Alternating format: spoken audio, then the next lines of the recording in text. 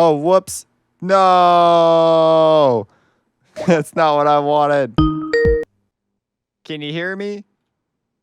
I can hear you. Can you hear me? Yes, I can hear you. Oh, You see me? blessed be. Just a sec. I'm used to Google Hangouts. I came up with a list of some questions here. And Okay. I guess first, tell me a little bit about yourself. My first question is like, how'd you get into all of this jazz? Well, I started off about 10 years ago. I was writing music. I was doing composition for short films and things like that. And then I decided I was going to make a sample library for a project I was working on. And then somebody else got in touch with me. They'd seen my sample library and they asked if I could do the scripting for their sample library. And it just sort of went from there. Oh, cool. So it was word of mouth and it just sort of spread. You already knew how to program when you started? Yeah, well, I've been programming since I was a kid on various languages. And then when I went to university, I did a course that was programming and music. Oh, so really that sort cool. of tied things together nicely. That's really cool. What instruments do you play? Well, I started off on guitar and I did violin for a bit as well. I'm not very good on violin. But guitar and piano are my primary instruments. Very cool. Oh, and singing. But I don't really play guitar much anymore. I haven't picked up a guitar for about a year now. Okay. Now, I've been wondering how long projects like this take. Well, that took from start to finish probably about 2.5 years, but that's an exceptionally long time. And one of the reasons was the actual recording was done remotely, and we did that over the course of about a year. And while we were doing that, I was working on other projects. And then the actual scripting, I've redesigned that interface about 10 times, and then I finally got somebody professional in to do it because they always do a better job than me. And then I kept changing the features because it was a lot of experimentation because I've never done a library this big for my own projects, and I've never created a library in HISE. So this was my first proper HISE project. So there was a lot of learning to do and a lot of experimentation to find out what features I wanted and how to implement them in HISE. So this was your first one? I was under the impression that the other ones seemed like they were your first ones. Like the interfaces look a lot more sophisticated on those ones, but this one seems way harder to do. Yeah, a more complicated interface on this one, you mean? Yeah, well, that and also the just the instruments themselves. Like you have like an intelligent script to tell when you're playing like staccato versus like legato. Oh, yeah, but I did that sort of scripting in Kontakt years ago, so that type of thing wasn't anything new to me. Oh, okay. It was just how to implement it in HISE because HISE has a sort of different paradigm than Kontakt. So that's where the tricky part came in, sort of translating things I'd done in Kontakt into HISE. So when you decided to start using HISE, what were like the main things that attracted you to that? Well, I've always looked for alternatives to Kontakt since I first started with Kontakt 4, mainly because Kontakt scripting language is quite primitive and quite limiting. So I've always been looking for things. I've tried things like Linux Sampler and the UV1 and just making sound fonts and things like that. And then HISE came along and it had a much more sophisticated scripting engine. And I started with that for when it first sort of was released back in 2015, I think. And it wasn't very good back then. Like it was all right, but it was quite limited in what you could do with it. So I didn't do anything with it for about a year. And then I came back to it. And by that time, probably about 2016, it had become a lot more usable. And it just has, it was the scripting that got me initially attracted to it, but it also, it just has a better developer experience. So for things like multi-mics, it's got a built-in way of handling multi-mics, which Kontakt doesn't. You have to sort of cheat it with Kontakt. Yeah. It's got a more modular approach. So instead of writing massive 50,000 line scripts, you can write lots of little scripts to do each individual job. The sample editor is better than Kontakt. It has things like it'll trim the silence off samples for you, which sounds quite a simple thing, but Kontakt doesn't have that, so that's a nice feature. So it's got loads of nice features, and it's free software. It's available under a GPL license. It's built off of Juice, right? Yeah, it's built on Juice, and so that's also good because it means it can be built on Windows, Mac, and GNU Linux, just like Juice can. So it can be compiled on all 3 operating systems, and it also means it's got the sort of back-end audio stuff has got years of experience behind it because it's built on this mature framework. I've used a little bit of Juice. I did a lot more programming and Kontakt. HISE was off my radar until I saw that you were using it, and then I was like, "Oh, and then I looked at the interface that you have to work with, and it's so much more intense. It's like, holy cow! Because with Kontakt, it's basically, you open up Sublime or whatever editor you want to use, and that's it. That's what you got. Yeah. Oh yeah, go ahead. Oh, I was just going to say, the scripting editor in HISE is brilliant. I do most of my scripting directly in that editor. Sometimes I'll use an external text editor for some things, but most of it I do directly in HISE. Yeah. What were okay, so I've been wondering this ever since I saw this. Do you think that it's going to eventually become a competitor to Kontakt? Like an actual big thing? Because it seems like there's a lot of features it does that would attract developers. Yeah. Well, one great thing about HISE is if you know some C++, you can create your own player. So like Spitfire have got their own player, and I think East West, they have their player, obviously. And with HISE, you can create your own player, which is something I'd like to do as well. And I think that will attract a lot of developers to it, so that you have your own standalone player, which you can send to your users, and then it will run just your libraries. So I think that's going to attract people. And I think unless Kontakt does something, unless Native Instruments sort of up the game a bit, I think people are going to move away because the scripting is so limiting. And a new thing in Kontakt is they've just allowed you to add custom fonts. In Kontakt 6, you can add custom fonts, which is just crazy. You should have been able to add those years ago. But you can't even just drag in a font file. You have to make an image with red dots above every character. And really? It's very strange. Yeah, you've got to have, I think it's 256 red dots above the characters, and it's got to be a PNG image, and it's really weird. So I haven't actually used it. I've just been reading about it on the forum. It sounds horrible. I imagine. But there are. Yeah, go on. Oh yeah, I imagine Kontakt's probably just hunkered down from legacy code. It's just been so old. Yeah.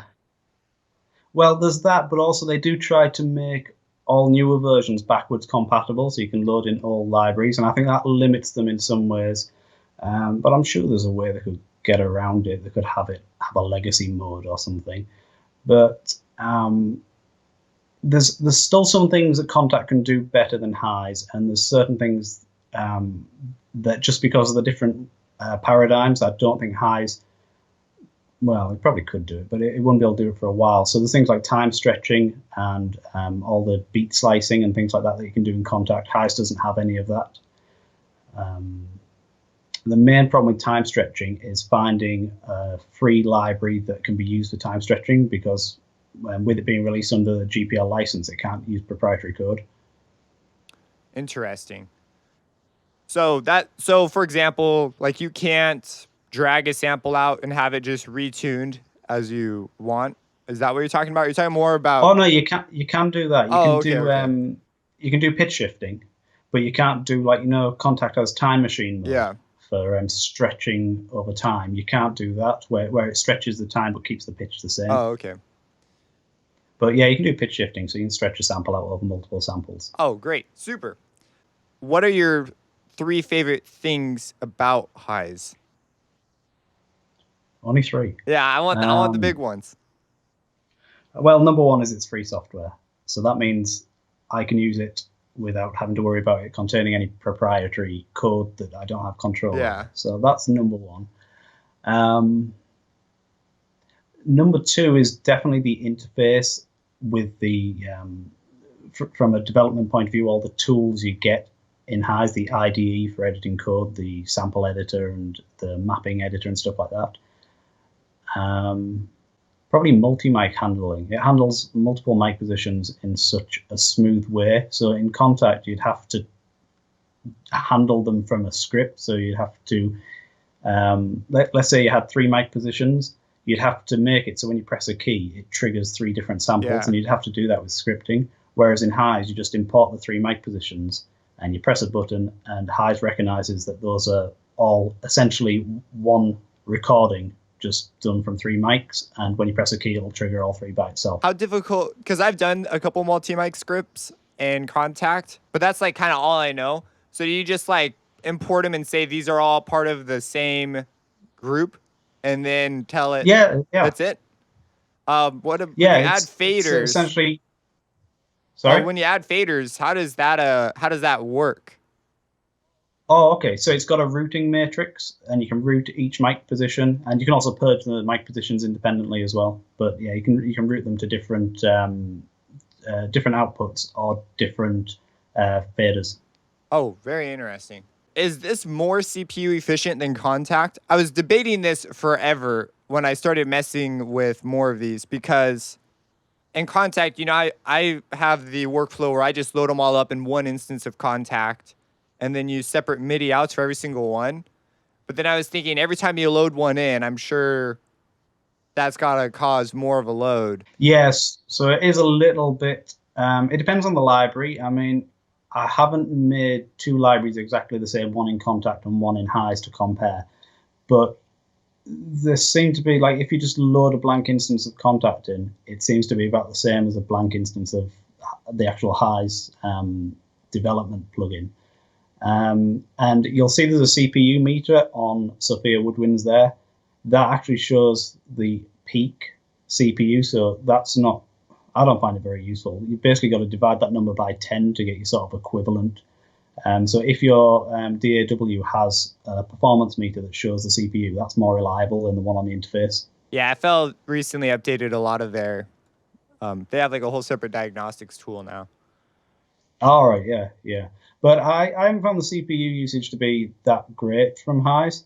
What I mean is not that high. Yeah. It seems to be sort of about average. But yeah, I guess if you were to load like 5 instances in and then 5 instances of Kontakt, you'd probably get slightly higher CPU usage from the HISE libraries. I think you could really push, because this is what, like, okay, so I think Kontakt, when it's got very few libraries and when that interacts with it, it does fine. But for example, if I open and close yours, that's like so fast. Check this out. I'm going to click Kontakt now. There's nothing loaded. Just hang on for a sec. It'll open. There it is. That's with nothing. And that's with nothing in it. That's with nothing in it. I have done so much to try and make this as fast as possible. Literally nothing is on an HHD. It's all SSD. But yeah, it's become somewhat a bit of a nightmare. And this base 7 up here that's sticking up here, it's because of these 2 contacts that are right here. So, so is that Kontakt 6? Yeah, that's Kontakt 6. Yeah, so I think you actually, I don't know, I think you could really push it, because when you have very few libraries, Kontakt runs like a dream. But it's as soon as you start adding additional libraries, it just becomes just crazy. So yeah. And the browsing is great at first, but then after a while, browsing becomes a bit of a nightmare. So they added the search bar, which I thought should have been added years ago.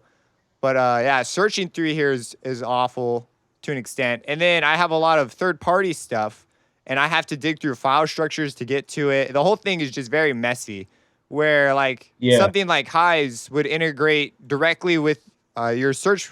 So I could just right-click and type in whatever I want, and then just drop it up, and I can load things like so much faster. And the ability to just output to individual channels, like I can just route and then bam, I'm running. Where with Kontakt, there's this whole, you got to go through their engine and nothing is straightforward. And if I want to automate anything like through a CC, that's also a whole chore unto itself, because there's like the main engine and then there's every library. So how do you get to the actual controller on the individual Yeah, instrument. Yeah, the whole. So then I wind up going through additional MIDI controllers, which this. So when I saw I that yours see. didn't have key switches, I was like, oh man. But it's like yours is almost more intuitive because you have the intelligent playing going on in the background. But this Yeah, is a I did a version with key switches, but I started off without key switches, and then I thought I'll try it with key switches. So where you've got that release tails section that had a key switches panel, and we tried that for a bit, but it didn't really work as well. It wasn't as playable, so I got rid of the key switches. Oh man, if you ever think about adding them in, I'm totally for it. It's like a back thing. Maybe you could click here and then it will like flip, and then it'll be like, oh, there are the key switches. I'll have both of them. That It's that'd be possible. really cool. Oh, interesting. Yeah, you're a Reaper guy. Why Reaper? I know it's really popular. I've never tried it. Um, well, I used to use Cubase, and that was back with Cubase 5, and I had some problems with it, and Steinberg were very slow at fixing it. In fact, I'm still not sure it's been fixed. It was with the expression maps. And then I was doing a lot of sample editing, and I tried Reaper out for that, and it's really fast for doing thousands of samples and batch editing them. Oh, really? So, and you can do custom scripting as well to speed things up. So that's why I was using Reaper, and then I got using that for writing music as well. And recently, I've been experimenting with Ada, which is it's kind of similar to Reaper, although it's not as sophisticated. But it's also got Lua scripting, so I like that I can tweak it and edit it. And I can also again, it's free software, so I can go into the code and play around with the C++ as well and recompile it and stuff. Oh, okay, cool. I'll have to check it out. Do you ever consider doing things like extended tunings patches? Where what I mean is like you just drag the top and left sample all the way out. I always find like sometimes you just get interesting sounds out of that. Because I know these aim to be realistic sounding things, so it's almost never a feature, but I always like wish it was. Yeah, I do that with some libraries. I'm trying to think of an example now. I did like a stylophone library, so that was a synthesized sound anyway. So I did it with that. And a few of these instruments may have the last note on either end stretched like an extra key or something, possibly. I sometimes do that with things. I can't remember, to be honest, if I do with Sophia. But yeah, so I occasionally stretch a little bit, but nothing extreme. It might be interesting to see if it's possible to actually. In fact, I could do it. I could make it so the user could stretch the range if they wanted to. That oh my gosh, that would be that might be amazing. interesting. Yeah, that'd be.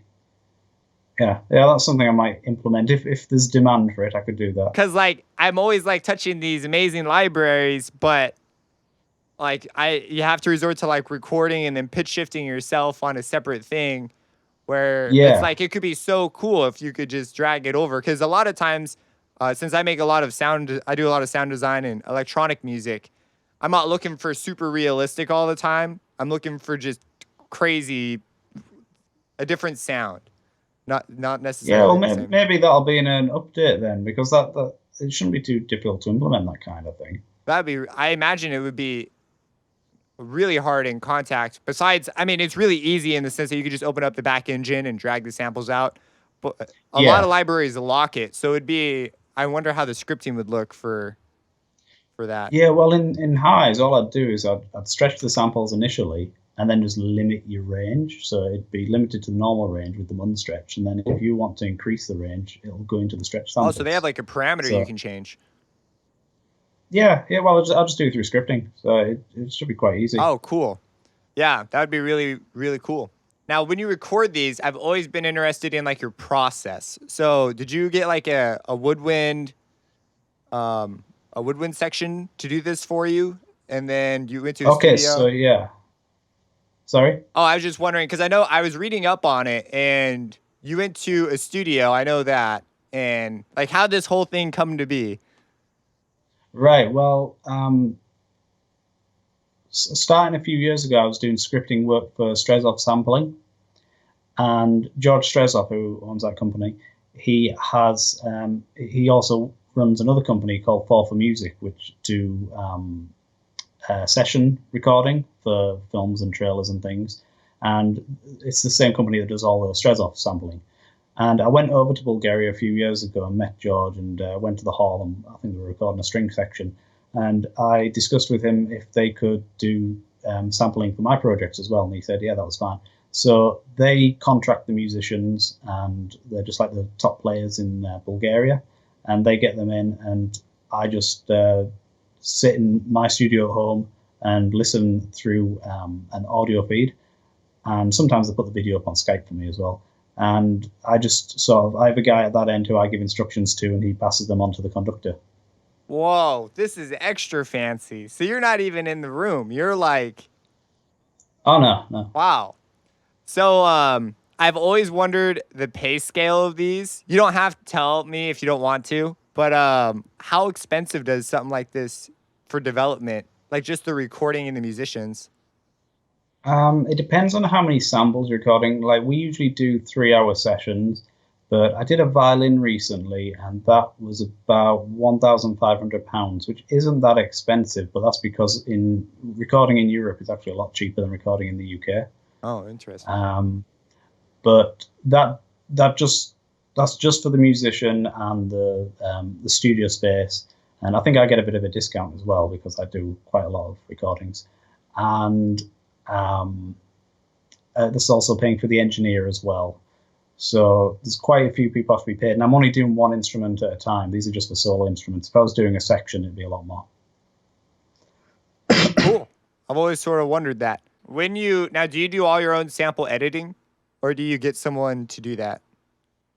I've had people do it for me in the past, and I think I'm too much of a control freak. I'm never quite happy with what other people do. Sometimes I've used what other people have done, but like Sophia Woodwinds, I had a guy do all the flute samples, and they were fine. But then I decided I wanted to try something else. So I ended up redoing them anyway.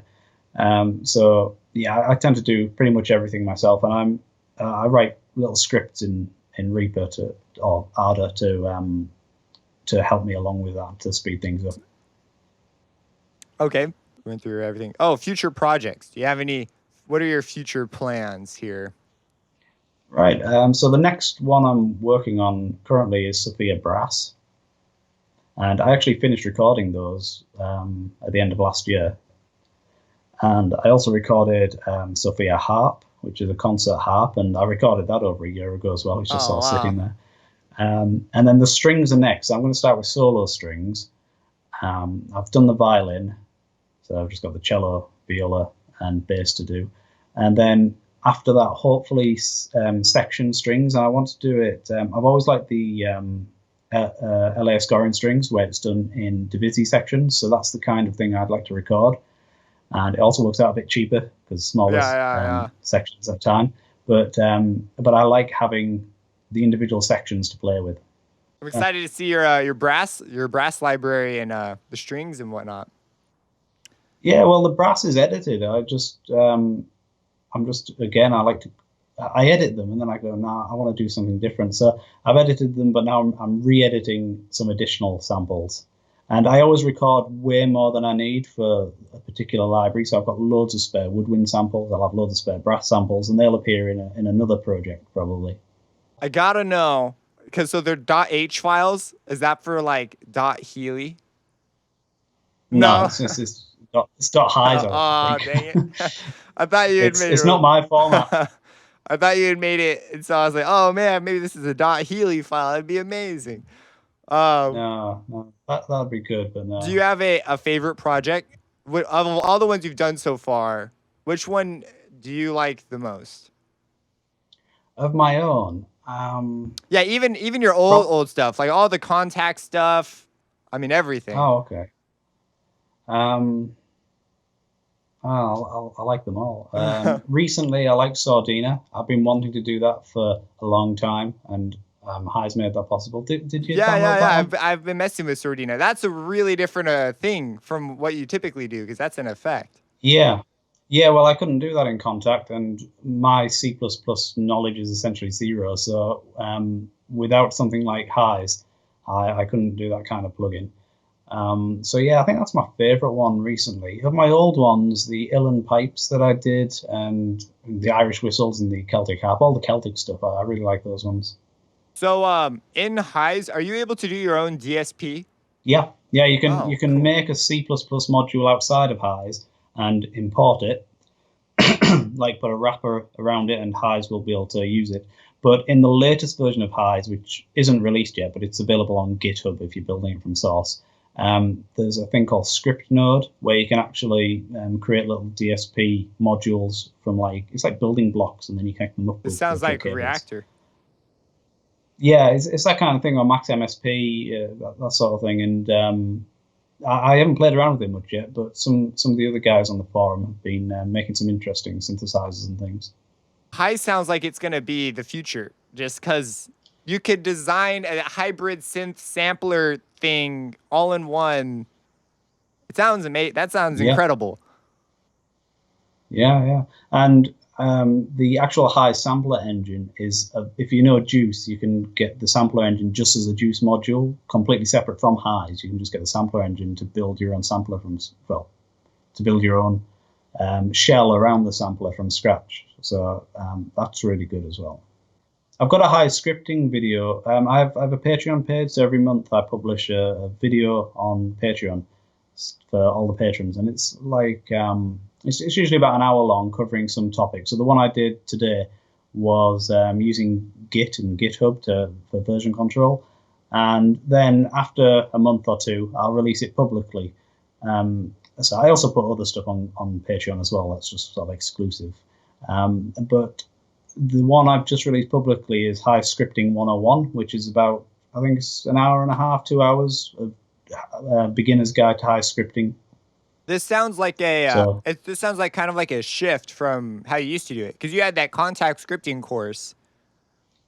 yeah, that's still popular as well. I mean, that was written. I was using Kontakt 4, but all the stuff in that was fundamental KSP stuff, which Yeah, hasn't that's changed. also yeah. So that's still really relevant, and it seems to be quite popular. So that's still available on my Extant website. But with the Highs stuff, I wanted, because Highs is free software and it's available for everyone, I wanted to make my videos and stuff. I wanted to make that available for everyone. But doing it through Patreon gives me that sort of balance, because some people get it early, and if they want it early, they can pay on Patreon, and it's only $1.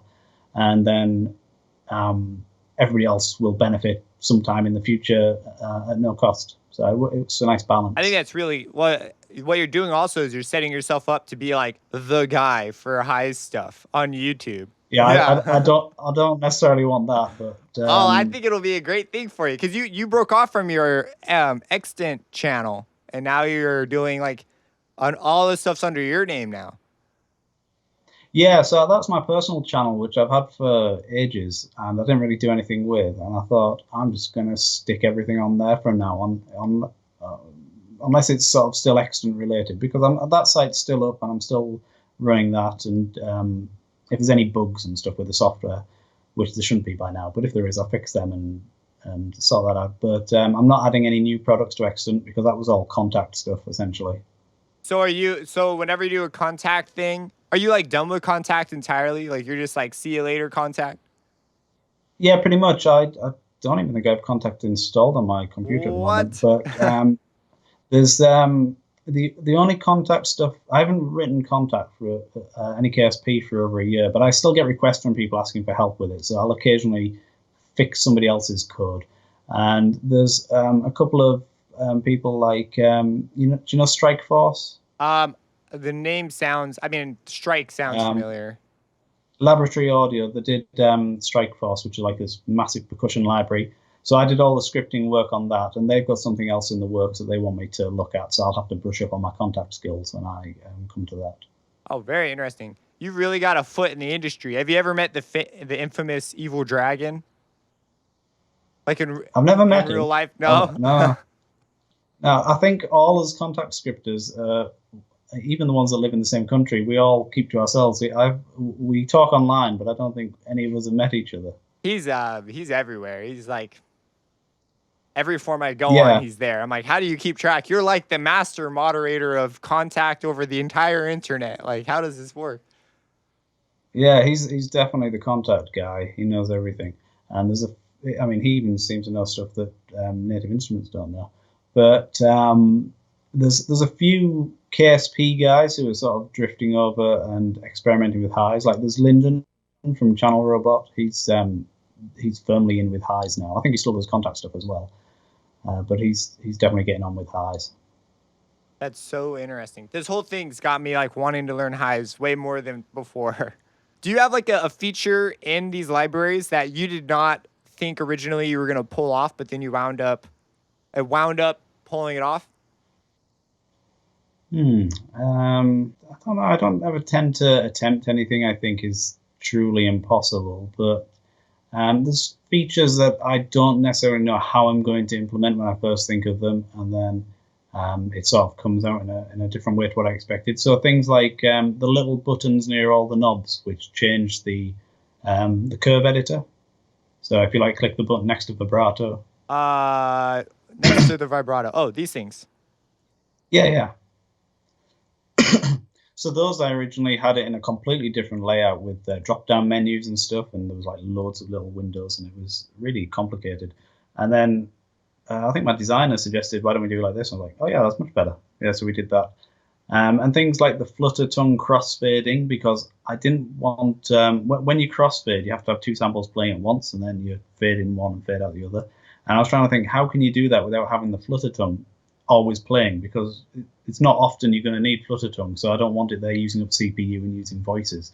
So I was like, how can I do that? And then I figured if we just have it so that the flutter tongue knob that crossfades is also an on-off switch, Yeah. and so when it's at 0, there's no flutter tongue in the background. So you got to turn it up a bit before you can use it. I thought that's simple enough. So things like that, just thinking, how am I going to do? I know what I want and I know I can do it. It's just which way do I choose to do it? And those are the only sort of issues I ever hit. I don't think anything else I struggle with. It's super intuitive. Like I think you followed the paradigm. The usability is really high, I think. Yeah, well, that was the idea. And there's meant to be tooltips as well, but I don't know if I implemented them. If you hover the mouse over a button, see if a tooltip pops up in the bottom corner. No, nothing.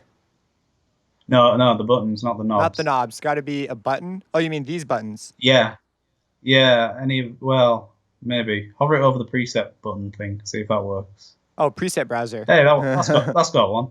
So there's actually a bug in HISE where it won't work for sliders yet. We're hoping he fixes that soon so we can have tooltips for sliders. Oh, interesting. So eventually there'll be tooltips for everything to make it even more helpful. You've included breath controllers for everything. Yeah, so these are just breath control presets, and basically the preset just switches some CC assignments and turns on the breath controller mode. And I use that. I have one of the tech breath controllers, and it works really well with that. And actually, that was something that I wasn't sure how I was going to implement, because the original version I had for the breath controller was basically the breath. You just use your breath to control the dynamics knob, was essentially what it was. Yeah. And somebody said to me, "Well, how am I meant to do triple tonguing and other breath control-y things," which I don't do, but they did. And basically, I had to make it so it works like a real woodwind instrument, so you don't get a sound out until you're blowing in, and then if you stop blowing, it cuts off the notes. And that was kind of tricky to implement, but once I got it down, I was able to put that into a nice little module in HISE, so I can just reuse that in all my other instruments now. Because this is not something I see done a whole lot. There's like specific patches for breath. You should find someone, or you could do it if you feel up to it, and like make a video showing that off. Because I've never used a breath controller. I don't know. Are they truly that magical?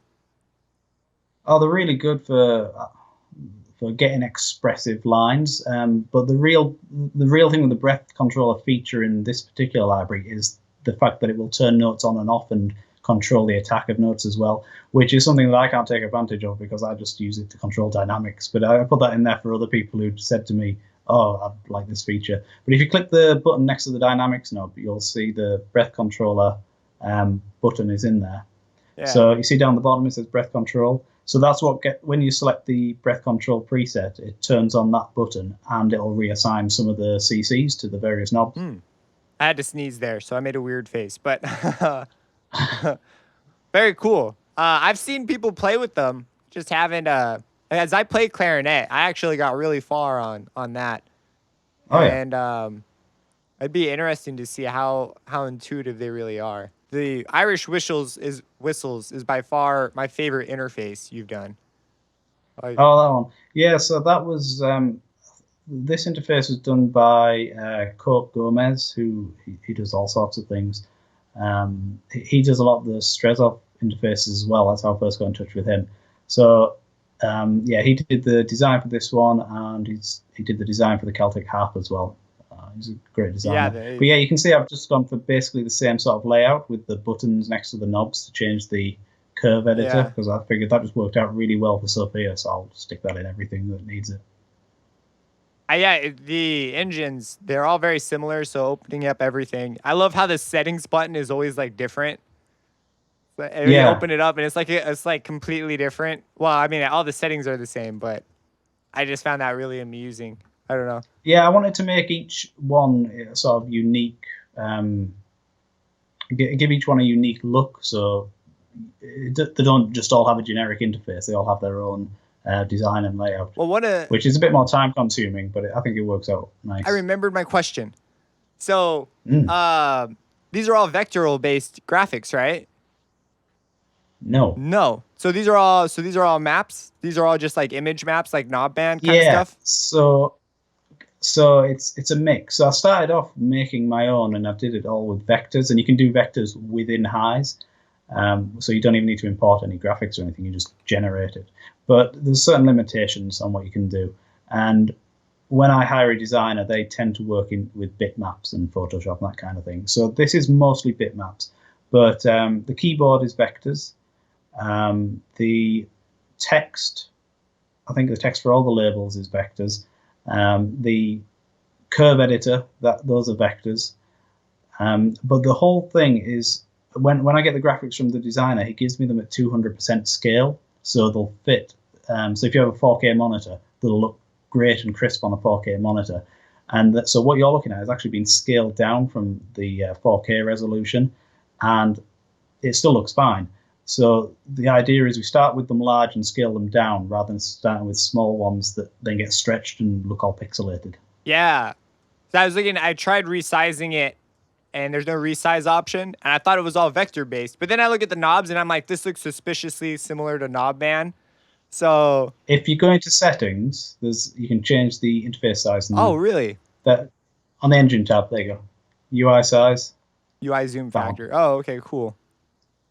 I was actually trying to go smaller, ironically. Yeah, I thought I had a 50% option. I must have forgotten to put it in that one. Some of them have a 50% option, so I'll have to add it in the next update for that library. Oh, okay. I should have looked in here. I don't know why I didn't. Yeah, this designer is awesome. Get him to do more. That was like. Yeah, I love Coke's designs.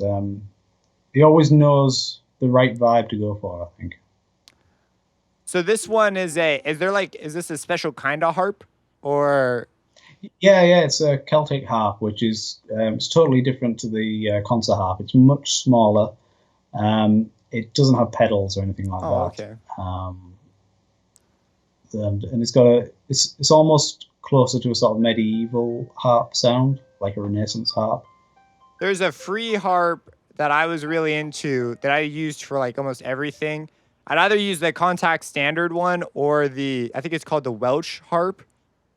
All right, yeah. Yeah, I can't remember the company's name. But yeah. Yeah, well, probably a similar sort of harp to that then.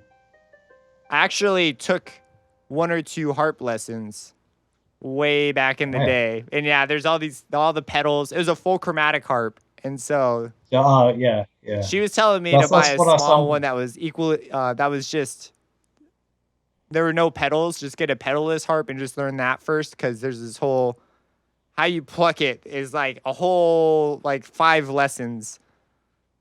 Oh, okay. Just for plucking a string. Yeah, there's like a really like you have to like hold, and then when you let go, there's got to be this big follow through, and it's got to be this real special way, and your finger has to grip it a certain way. And I remember being blown away by how much detail there was in this single pluck. That's all I did the first lesson was pluck one string over and over and over and over, and she'd critique it. And then I came back, and that was the next lesson and the next lesson. But after a while, you begin to see how you could kind of play piano music on it if you really get the technique down. Yeah, well, this one this wasn't remotely recorded. I actually recorded this myself. Oh, really? This was done at a local studio, and I had a little play on the instrument as well. I couldn't get anything nice sounding out of it, but it was.